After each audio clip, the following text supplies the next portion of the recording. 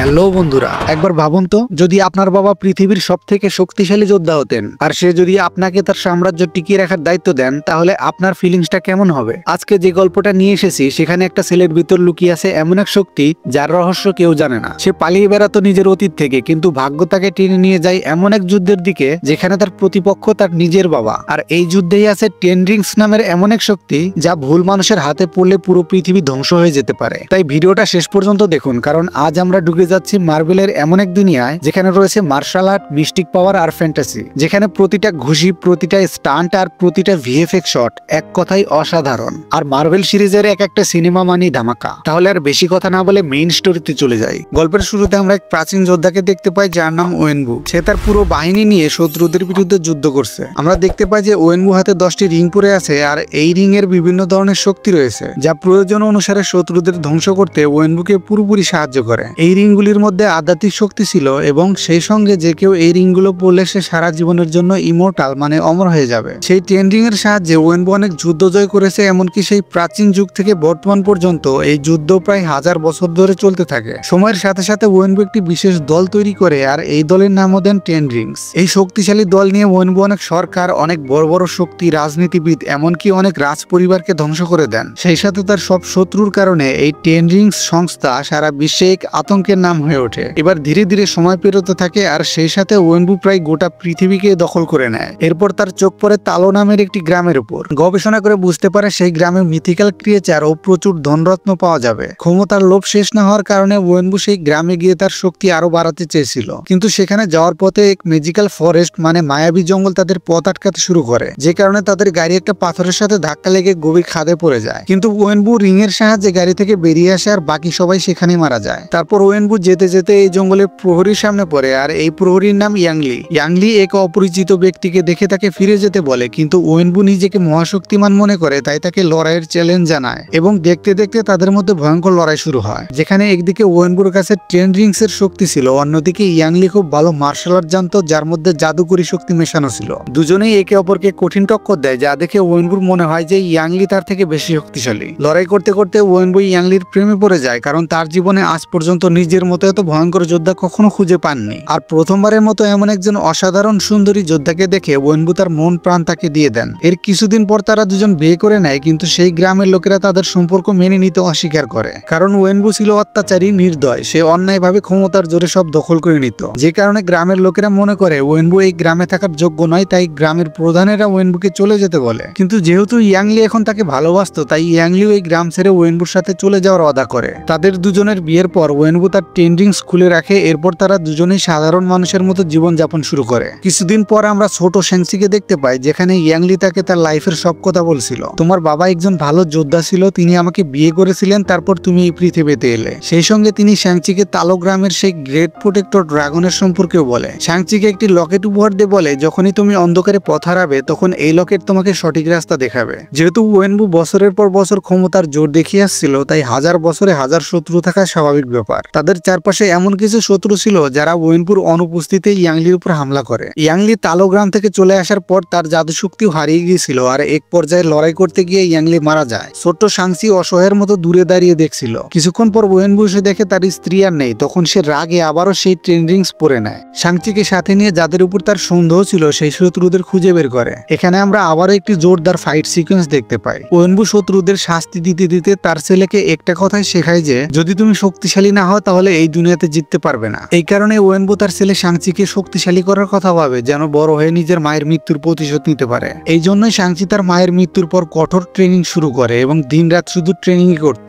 বড় বড় যোদ্ধাদের সাথে লড়াই করত আর নতুন নতুন লড়াইয়ের কৌশল শিখত। তার বয়স যখন 14 বছর হয় তখন তার বাবা তাকে প্রথম মিশন দেয়, কিন্তু কোনো কারণে সে তার মিশন পুরো করতে পারে না। এই কারণে সে তার বাবাকে নিজের মুখ না দেখিয়ে সারা জীবনের জন্য বাড়ি ছেড়ে চলে যায়। এরপরের সিনে আমরা দেখি শ্যাংচি বড় হয়ে গেছে। সে ক্যালিফোর্নিয়ায় থাকে, আর এখন তার নাম শাংচি থেকে পরিবর্তন করে শন রেখেছে। ঘুম থেকে ওঠার পর সে একটি পোস্ট কার্ড পায়, যার উপর একটি ড্রাগনের ছবি আঁকা ছিল, যে ড্রাগনের গল্প তার মা তাকে ছোটবেলায় শোনাতো। শাংচি তার গার্লফ্রেন্ড কেটির সাথে অফিসের কাজে বের হয়েছিল। পথে কিছু গুন্ডা শাংচির সবুজ লকেট দেখে বলে, এটা আমাদের দিয়ে দাও। কেটি বাধা দিলে গুন্ডারা তাকেও আঘাত করে। এটা দেখে শাংচি তার ভেতরের শক্তিকে জাগিয়ে তোলে, আর একে একে সব গুন্ডকে ধুলো চাটিয়ে দেয়। ফাইট দেখে কেটি তো অবাক, একটা রোগা পটকা ছেলে এত মোটা তাজা গুন্ডাদের কিভাবে মারছে। তারপর গুন্ডাদের নেতার এন্ট্রি হয়, এর নাম হলো রেজার ফিশ। আর্টিস্ট। তার হাত মূলত কাটা, কিন্তু হাতে একটা ছোট ডিভাইস লাগানো থাকে যেখান থেকে একটি রেজার ব্লেড বের হয়, যা সে তলোয়ারের মতো ইউজ করে শাংচির উপর হামলা করে। ওই বাসে একজন ইউটিউবার ছিল, সে অনলাইনে ফাইট লাইভ স্ট্রিম করে। দুজনের ফাইটের সময় বাসের ব্রেকের তার কেটে যায় আর সামনে কিছুর সাথে ধাক্কা লেগে ড্রাইভার বেহুশ হয়ে পড়ে।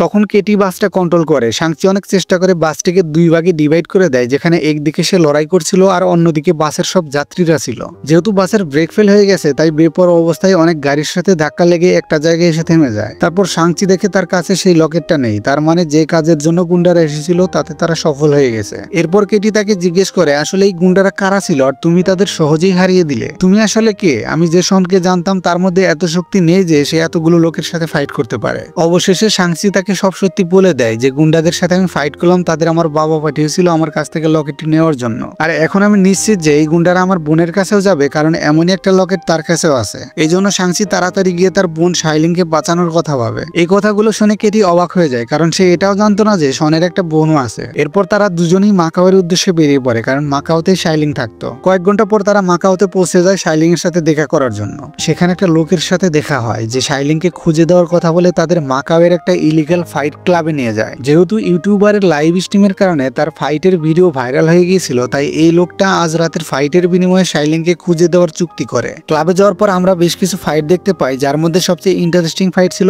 অং আর অ্যাবোমিনেশনের মধ্যে। তারপর ফাইট হয় শাংচি আর এক অজানা যোদ্ধার সাথে। ওরা দুজনেই চীনা মার্শাল আর্টের উপর খুবই দক্ষ ছিল, কিন্তু শাংচি বুঝতে পারে এই যোদ্ধা আর কেউ নয় বরং সে তারই বোন শাইলিং। আর দেখতে দেখতে শাইলিং তার উপর আক্রমণ করে, কারণ শাইলিং শাংচির উপর খুবই রেগেছিল। শাংচি ফাইট না করে তাকে বোঝানোর চেষ্টা করে, আমি তোমাকে বাঁচানোর জন্য এখানে এসেছি, কিন্তু শাইলিং তার কথা না শুনে খুব খারাপ ভাবে মারতে থাকে। এখানে আমরা এই ঘটনার সাথে সম্পর্কিত একটি ফ্ল্যাশব্যাক দেখতে পাই, যেখানে ছোটবেলায় শাইলিং তার ভাই শাংচিকে বলে, তুমি এই মিশনে যেও না, আমি একা হয়ে যাব। কিন্তু শাংচি বলে, বাবা আমাকে এই বিশেষ মিশনের জন্য বেছে নিয়েছে, আমি 3 দিনের মধ্যে মিশন শেষ করে ফিরে আসব। কিন্তু সে এই মিশনে সফল হতে পারে না, তাই সে তার বাবাকে এই মুখ দেখাবে না বলে বাড়ি ফিরে আসে না, আর শাইলিংকে দেওয়া ওয়াদাটাও ভেঙে যায়। এই কারণেই আজ শাইলিং তার উপরে খুব রেগেছিল আর তাকে সামনে দেখেই জমানো রাগ ঝেড়ে ফেলে। ফাইট শেষ করে শাইলিং তাকে বলে, আমি এই ক্লাবের মালিক, আমার কাউকে ভয় পাওয়ার প্রয়োজন নেই, আমার সামনে কেউ আসলে তাকে চিরে ফেলবো। তখন শাংচি বলে, আমাকে যদি প্রয়োজনই মনে না করো তাহলে তুমি সেই পোস্ট কার্ড কেন পাঠালে? এই বলে শাংচি তাকে সেই ড্রাগন আঁকা কার্ডটি দেখায়। তারা দুজনে বুঝতে পারে এই সবকিছু তার বাবার একটা চাল ছিল।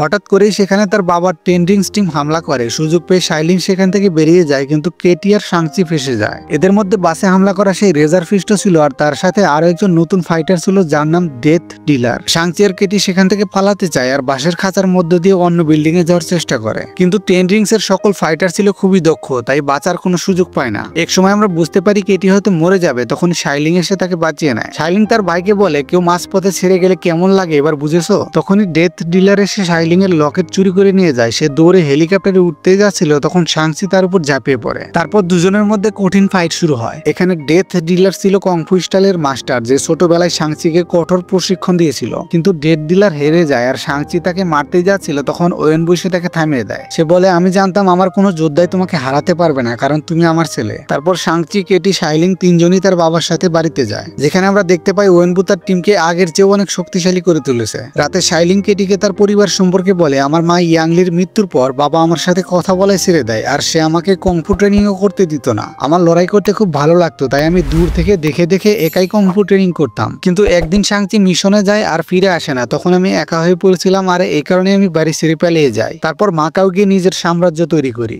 রাতে ডিনার টেবিলে ওয়েনবু শাংচিকে আবার তার টিমে যোগ দেওয়ার কথা বলে, কিন্তু শাংচি স্পষ্ট ভাষায় না বলে দেয়। ওয়েনবু বলে, কিছুদিন আগে আমি এমন একটি বই পেয়েছি যার ভেতরে তালো গ্রাম সম্পর্কে গুরুত্বপূর্ণ তথ্য ছিল। এটা সেই লুকানো সাম্রাজ্য যা হাজার হাজার বছর ধরে মানুষের চোখের আড়ালে পড়ে আছে, আর তোমার মা সেখান থেকে এসেছিল। আমরা সবাই জানি তোমার মা এই মুহূর্তে আমাদের মাঝে নেই, তবে আমি জানতে পেরেছি সে তালো গ্রামের একটি বিশাল দরজার পেছনে বন্দী আছে। সে নিজের স্বপ্নে এসে বলেছে আমাকে এখান থেকে মুক্ত করে নিয়ে যাও। শাংচি তার বাবার এই সমস্ত কথা কিছুতেই বিশ্বাস করে না, এই কারণে ওয়েনবু সেই লকেটের মণি দুইটা একটা ড্রাগনের চোখে লাগিয়ে দেয়। তারপর সেই ড্রাগন জীবন্ত হয়ে ওঠে আর মায়াবী শক্তির মাধ্যমে 3D ভিডিওর মতো পানি দিয়ে ম্যাজিক্যাল ফরেস্ট পার হওয়ার রাস্তা দেখায়, যা এখান থেকে সোজা সেই তালো গ্রাম পর্যন্ত নিয়ে যায়। কিন্তু এখানে টুইস্ট এটা ছিল যে কোনো সাধারণ মানুষ তালো গ্রাম পর্যন্ত পৌঁছাতে পারতো না, কারণ এখানকার ঘন জঙ্গল কাউকে প্রবেশ করতে দিত না, আর যদি ভুল করে কেউ সেখানে যেত তাহলে জাদুকরি গাছ তাদের রাস্তা নষ্ট করে দিত। তবে বছরে এমন একটি দিন আসে যেদিন রাস্তা একদম সোজা হয়ে যায়, আর সেই দিনটা ছিল 3 দিন পরে, যেখানে ওয়েনবু এই মুহূর্তে সিদ্ধান্ত নেয় যে সে 3 দিন পরে পুরো দল নিয়ে গিয়ে তালো গ্রাম থেকে শাংচির মা অর্থাৎ নিজের স্ত্রীকে মুক্ত করে নিয়ে আসবে, আর যদি গ্রামবাসীরা তাকে বাধা দেয় তাহলে পুরো গ্রামটাকে জ্বালিয়ে ছাই করে দেবে। কিন্তু গ্রাম ধ্বংস করার কথা শুনে শাংচি রেগে যায় আর তার বাবাকে এমনটা করতে নিষেধ করে। এই কারণে রাগের মাথায় ওয়েনবু তাদের তিনজনকে একটি সেলের মধ্যে বন্ধ করে দেয়।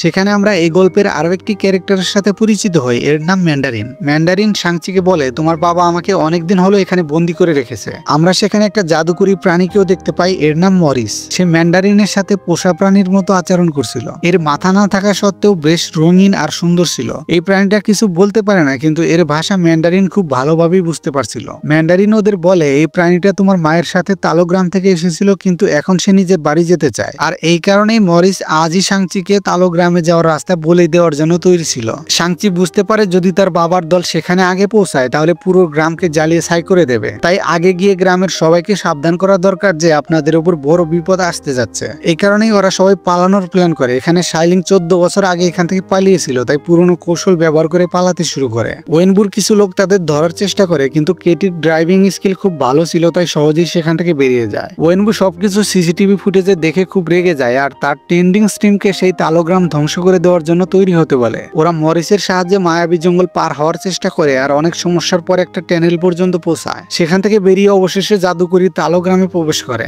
এখানকার দৃশ্য ছিল খুবই চমৎকার। এখানে আমরা অনেক বিচিত্র প্রাণী দেখতে পাই। আমাদের দুনিয়ায় যেমন কুকুর, বিড়াল, ঘোড়া, সিংহ পাওয়া যায়, ঠিক তেমনি এখানেও সবকিছু আছে, কিন্তু এদের আকার আকৃতি কিছুটা ভিন্ন। তবে এদের মধ্যে ম্যাজিক্যাল পাওয়ার আছে। দেখতে দেখতে ওরা মেইন গ্রামে পৌঁছে যায়। সেখানে গ্রামের নেতারা ইতিমধ্যেই রাস্তা আটকে দাঁড়িয়েছিল এবং সবাইকে এক্ষুনি গ্রাম থেকে বেরিয়ে যেতে বলে। শাংচি নিজের পরিচয় দিয়ে বলে ইয়াংলি তার মা, সে তাদের সাহায্য করতে এসেছে। তখনই একজন মহিলা এগিয়ে আসে যার নাম জিয়াং নেন, আর সে সম্পর্কে ইয়াংলির বোন মানে শাংচির মাসি। সে ওদের সবাইকে এখানে থাকার অনুমতি দেয়। তারপর জিয়াং তাদের সবাইকে এই গ্রামের ইতিহাস সম্পর্কে বলে। তারা 4000 বছর ধরে যুদ্ধের প্রস্তুতি নিয়ে আসছে, কারণ হাজার হাজার বছর আগে এই গ্রামে সোল স্টিকার নামের এক বিশাল দানব হামলা করেছিল, আর সেই দানব মানুষের আত্মা কেড়ে নিয়ে তার শক্তি বাড়াতো। তারপর এই দানবকে থামানোর জন্য আমাদের গ্রেট প্রোটেক্টর ড্রাগনের আবির্ভাব হয়। সে সোল স্টিকারকে একটি বড় মায়াবী দরজার পেছনে বন্ধ করে রাখে, আর তখন থেকে আজ পর্যন্ত সোল স্টিকার হাজার হাজার বছর ধরে এই দরজার পেছনে বন্দী আছে। সেই জন্য আমরা সবাই তালোগ্রামের এই মায়াবী দরজার সুরক্ষা দিয়ে আসছি। তখন শাংচি তাকে সবকিছু বুঝিয়ে বলে, আমার বাবা ওয়েনবু এখানে আসছে মাকে মুক্ত করে নিয়ে যেতে, আর তার ধারণা মা ওই বড় মায়াবী দরজার পিছনে বন্দী আছে, আর সে যদি এখানে এসে মাকে না পায় তাহলে পুরো গ্রামকে ধ্বংস করে দেবে। জিয়াং বলে, হতে পারে সেই দানবটাই তোমার মায়ের রূপে তোমার বাবাকে নিজের দিকে টানছে, কারণ সে জানে এই পৃথিবীতে তোমার বাবাই এতটা শক্তিশালী যে এই দরজা ভেঙে তাকে মুক্তি দিতে পারে। কথাগুলো শুনে শাংচি বুঝতে পারে এই বিশাল দরজা খোলার ক্ষমতা শুধু টেন্ডিং এর শক্তির মধ্যে আছে। তারপর সেখানে অনেক অস্ত্র দেখতে পায়, যার মধ্যে বর্ষা, তীর এবং নানা ধরনের অস্ত্র ছিল। এবার জিয়াং শাংচি আর শাইলিংকে তাদের মায়ের রেখে যাওয়া উপহার দেয়। এটা আসলে মূলত এই গ্রামের যোদ্ধাদের পোশাক ছিল। তারপর ওরা তিনজন যুদ্ধের জন্য ট্রেনিং শুরু করে। শাইলিং রশির মাথায় লাগানো ধারাল ফলা দিয়ে ট্রেনিং করে, যা দূর থেকে আঘাত করার জন্য বেশ ভালো ছিল। অন্যদিকে কেটি তীর ধনুক দিয়ে ট্রেনিং শুরু করে। আর ফাইনালি শাংচিকে দেখতে পাই, সে তার মাসি জিয়াং এর কাছ থেকে মায়ের মতো মায়াবী শক্তি মেশানো কংফু শেখার ট্রেনিং করে, আর জিয়াং তাকে খুব ভালোভাবে প্রশিক্ষণ দেয়। পরের দিন সব যোদ্ধারা লড়াইয়ের জন্য তৈরি হয়, আর সেখানে আমরা মিথিক্যাল ক্রিয়েচারও দেখতে পাই। শাইলিং আর শাংচি তাদের যুদ্ধের পোশাক পরে নেয়, কিন্তু কেটিকে এই যুদ্ধে নিতে চায় না, কারণ সে খুবই দুর্বল ছিল, কিছুই পারে না। তারপর ওয়েনবু তার পুরো টিম নিয়ে গ্রামে চলে আসে। প্রথমে গ্রামের প্রধানেরা ওয়েনবুকে চলে যেতে বলে, আর দেখতে দেখতে দুই দলের মধ্যে ব্যাপক যুদ্ধ শুরু হয়। একদিকে গ্রামের যোদ্ধারা অনেক শক্তিশালী ছিল, অন্যদিকে টেন্ডিং টিমের কাছে অত্যাধুনিক অস্ত্র ছিল, যা দিয়ে তারা ভয়ানকভাবে লড়াই করছিল। এই সুযোগে ওয়েনবু সেই কালো দরজার কাছে যায়, যার পেছন থেকে সবসময় তার স্ত্রী অর্থাৎ ইয়াংলির আওয়াজ আসতো। তখন শাংচি তার বাবার সামনে আসে। ওয়েনবু তাকে বলে, আমার রাস্তা থেকে সরে যাও, তুমি ভালো করে জানো আমার সামনে তুমি টিকতে পারবে না। শাংচি বলে, আমি আপনার সামনে টিকতে পারবো না, এটা যেমন সত্যি এই দরজার পেছনে মা নেই, এটাও তেমনি সত্যি। এই দরজার পেছনে আত্মা টেনে নেওয়া দৈত্যরা আছে। যদি আপনি একবার এই দরজা খুলে দেন তাহলে না জানি কত অসংখ্য দৈত্য আমাদের দুনিয়া আসবে, যারা সবকিছু শেষ করে দেবে। কিন্তু ওয়েনবু তার কথা কিছুতেই মানতে চায় না। তাদের দুজনের মধ্যে এক ভয়ানক লড়াই শুরু হয়। যেহেতু ওয়েনবুর কাছে 10 রিংস এর পাওয়ার ছিল, সে শাংচির উপর আক্রমণ করে, যার ফলে সে সিটকে পানিতে পড়ে যায়। তারপর ওয়েনবু সেই কালো দরজায় খুব বাজেভাবে ঘুষি মারতে শুরু করে। এতে দরজা দুর্বল হয়ে যায় আর ছোট ছোট সোল স্টিকার বেরিয়ে আসে। ছোট দানবগুলো এসে সব যোদ্ধাদের আত্মা এক এক করে বের করে নিয়ে যায়। এটা দেখে রেজার ফিস্ট আর জিয়াং অনেক ভয় পেয়ে যায়। জিয়াং তাদের সবাইকে শত্রুতা বলে একসাথে লড়াই করতে বলে। তারপর বাকি সবাই মিলে দৈত্যদের মোকাবেলা করতে শুরু করে। এই সময় শাংচি পানির গভীরে পৌঁছে যায়। সেখানে তার সাথে দেখা হয় দ্য গ্রেট প্রোটেক্টর ড্রাগনের সাথে। সে তার প্রাণ বাঁচিয়ে আবার উপরে নিয়ে আসে। তারপর সেই ছোট দানবদের সাথে ফাইট শুরু করে। জিয়াং শাংচিকে বলে, তাড়াতাড়ি গিয়ে তোমার বাবাকে এই দরজা খোলা থেকে আটকাও, কারণ যদি সবচেয়ে বড় দানবটা বাইরে আসে তাহলে তার সামনে সামনে আমরা কেউই টিকতে পারবো না। এবার সাংচি আবার ওয়েনবুর সামনে আসে আর তাদের দুজনের মধ্যে আবারও মারাত্মক ফাইট শুরু হয়। কিন্তু মজার ব্যাপার ছিল সাংচি এবার তার মায়ের ফাইটিং স্টাইল শিখে নিয়েছিল আর সেই কৌশল ব্যবহার করে ওয়েনবুর 10 রিংস তার কন্ট্রোলে নিয়ে নেয়। যেই রিংস গুলো ওয়েনবুর কাছে নীল পাওয়ারে জ্বলতো এখন সাংচির কাছে তা গোল্ডেন পাওয়ারে জ্বলতে শুরু করে। কিন্তু সাংচি রিং গুলো ফেলে দিয়ে তার বাবাকে বোঝায়, মাকে তো আমিও কম ভালোবাসি না, কিন্তু সে সত্যি আর বেঁচে নেই। ওয়েনবু সবকিছু বুঝতে পেরে স্বেচ্ছায় হার মেনে লড়াই শেষ করে দেয়। কিন্তু এই সময় বড় দানব দরজা ভেঙে বেরিয়ে আসে আর তাদের উপর হামলা করে। সোল স্টিকার তার বাবাকে ধরে ফেলে আর আত্মা শুষে নেয়। কিন্তু ওয়েনবু মৃত্যুর আগেই 10 রিংস এর পাওয়ার সাংচিকে দিয়ে দেয়। এত বছর ধরে সে খাবার পানি অর্থাৎ আত্মা খেতে পায়নি, তাই বেশি শক্তি পাওয়ার জন্য সোজা গ্রামে আক্রমণ করে আর বেশি বেশি আত্মা খেয়ে অনেক শক্তিশালী হয়ে যায়। সাংচি ভাবে যদি দানবটা পুরো গ্রামের আত্মাকে খেয়ে ফেলে তবে তাকে আটকানো সম্ভব হবে না, তাই ড্রাগনের সাথে গিয়ে সেই বড় সোল স্টিকারের সাথে ফাইট করে। যদিও এতক্ষণে সোল স্টিকার অনেক আত্মা খেয়ে ড্রাগনের চেয়েও বেশি শক্তিশালী হয়ে গিয়েছিল, তাই সে ড্রাগনকে ধরে তার আত্মাও টেনে নিয়ে তাকে মেরে ফেলতে শুরু করে। সাংচি ড্রাগনকে বাঁচানোর পুরো চেষ্টা করে, কিন্তু শাইলিং খুব বিপদে ছিল, তাকে বাঁচানোর কথা ভেবে খুব সংকটজনক পরিস্থিতিতে পড়ে যায়। তখন কেটি সোল স্টিকারের গলা লক্ষ্য করে তীর নিক্ষেপ করে, এতে সোল স্টিকার ড্রাগনকে ছেড়ে দেয়। এখন সুযোগ পেয়ে ড্রাগন তার পানির শক্তি ব্যবহার করে সোল স্টিকারকে বন্দি করে নেয় এবং সাংচির 10 রিং তার পেটের মধ্যে ঢুকিয়ে দেয়। তারপর পুরো শক্তি দিয়ে সোল স্টিকারকে চিরে ফেলে। আর এর সাথেই আজকের অসাধারণ মুভিটা এখানে শেষ হয়। এই মুভির কাহিনীটা কেমন লাগলো যদি ভালো লেগে থাকে তাহলে অবশ্যই কমেন্ট করে জানাও, আর যদি কমেন্ট করতে না পারো তাহলে একটা লাইক দিয়ে যাও, কারণ তোমাদের এক একটা লাইক আমাকে ভিডিও বানাতে উৎসাহ দেয়।